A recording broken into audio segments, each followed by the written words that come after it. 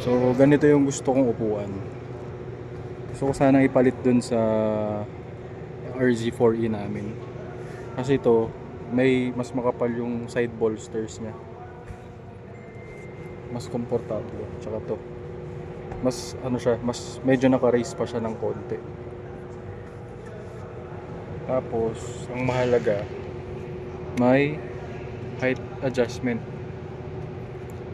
So ito, pababa, mas pataas. Para hindi rin maglalagay ng unan dito si Mrs. pag nagda-drive. Ito ako, ayan o, tingnan mo yung side bolsters no. Compare dun sa RZ4E. So pag nagko-corner ng bahagya, humahagis ka dun sa RZ4E, dito hindi. Ayan o.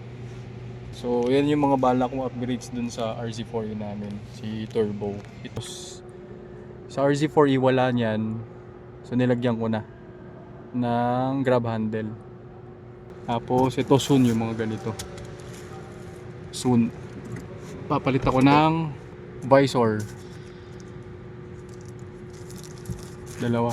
Yan, ganyan. Kasi meron siyang salamin, vanity mirror, na pwede mong pagipitan ng card. Tapos ito pala, bala ko maglagay din ng ganito. So may nabibili naman dun sa kaibigan natin, kagrupo natin. So pwede siyang maglagay nito, or pwede tayo maglagay nito.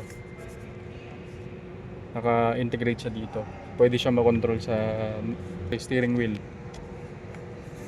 May ko-connecta lang. Sa exterior naman, bala kong palitan ng ganito, yung RZ4E. Ang mga end caps lang ganito. Kasi parehas lang naman sila ng step, door step. So end caps lang yung papalitan ko. Yan lang. So parang mangyayari OEM plus